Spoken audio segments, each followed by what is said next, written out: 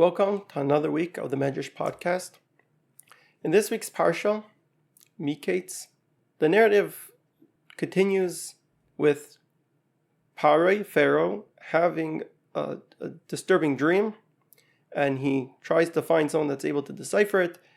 And that's where we have the wine pourer goes to Pharaoh and he says, I have a confession. There was with us Yosef who interprets dreams. We have the verse tells us, V'shami tanu, there was amongst us referring to in the prison, Nar Ivri Eved L'sar Tabachim, this youth, the Ivri, servant to the baker, Nesaper loy Yiftar lanu, we told him over what we dreamt, and he deciphered to us as Chalameisenu our dreams. Each person he explained, he deciphered the dream. So on this we have the Medrash in the name of the sage Rav Shmuel Bar Nachman, and he says as follows: Arurim heimar ishoyim, cursed are the wicked, she'enam eisen teva shlema, that they don't do a complete goodness. And he explains, because at this moment, on the one hand, this servant of Pharaoh is telling over about the greatness of Yosef. He's about to share what Yosef has, and that Yosef, who's stuck in jail, to be able to take him out. But at the same time, he says he describes Yosef the following: Nar, he says that he's a youth, basically trying to put him down. He's immature, shaita, he's a fool. Ivri, a Hebrew. So the Medrash says Saina, an enemy.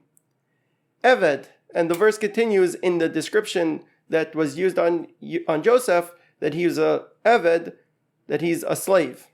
It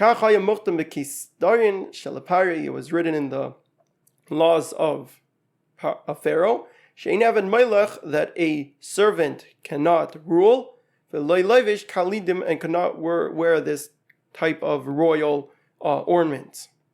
So the Medrash is basically pointing out that at the same time that he's speaking about Joseph, how has this great skill to be able to decipher dreams, he's putting him down on all 3 points. Today we're going to focus specifically on the middle description that was given to Joseph, Ivri, that he was called an Ivri, a Hebrew.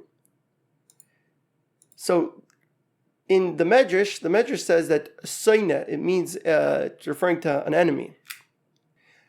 However, we have the classic medieval commentator, that Rashi, so he brings down the same thing from the Medrash, and he brings down, but when it comes to explaining the word Ivri, he changes it a little bit, and he says, what does it mean when Yosef was referred to as an Ivri, as a Hebrew?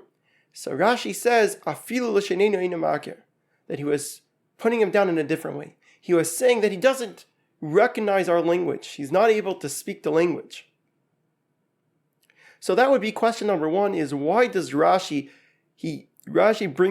follows the way of the Medrash, but changes what it means, Ivri, from what the Medrash has put forward. And for some comparison, if we look in go back in the narrative to last week's parsha, we had Yosef was referred likewise as an Ivri.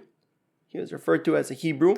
This was by none other than the person that got him in prison, the wife of Potiphar. And the verse reads, Vatikra la'anshe beisa, she called to the people of her house, Vataymer lahem, and she said to them, Lamer, saying, Ru'u hevi lanu, see who we brought, Ish Ivri, this Hebrew man. So she also uses the same description to refer to Joseph. And Rashi, in his commentator on that verse, says, what does Ivri mean? What does it mean he's a Hebrew? So Rashi says, Me'eva Anar, it means that he comes from the other side of the Euphrates. Mibnei Aver, or another explanation, that he's from the sons of Aver. Aver was one of the children of Shem, Semite. So that would be the question: is why is Rashi both deviating from this medrash, and also why is Rashi deviating from his own explanation of what does it mean when we say that Yosef was Ish Ivri? For a bigger perspective, the first time we have the word Ivri in the Chumash, in the Torah, so that's earlier on in the narrative of Abraham, and there it says that the fugitives of the war, they came and they told over to Abraham. So when referring to Abraham, it says Ha'ivri, using the same wording likewise. And the Medrash over there brings down Rabbi Yehuda, Rabbi Nechemia, Rabbanan, 3 sages on what it means Hebrew. So we have number 1, that of Rabbi Yehuda. So he says, Kol ha'olam kulam ever echad v'hu me'ever echad. That means it's from the other side. That the origins of Abraham is from the other side. Rabbi Nechemia, the sage, Nechemia explains, Shu mibnei banav shal Ever, that he is from the descendants of Aver, and that's why he's called Ivri, Hebrew. Rabbanan, and the third explanation, Shehu me'ever anar, that he is from the other side of the Euphrates, Shu mesiach b'loshen Ivri, and that he speaks a different language.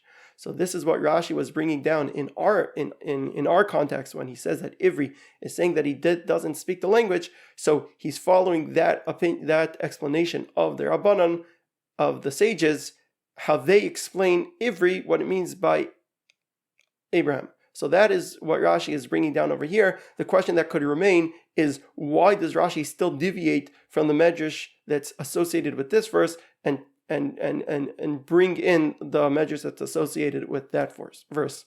And with that, I'm going to leave the question open-ended. Feel free to share your thoughts and comments in the description, and I'll see you next time.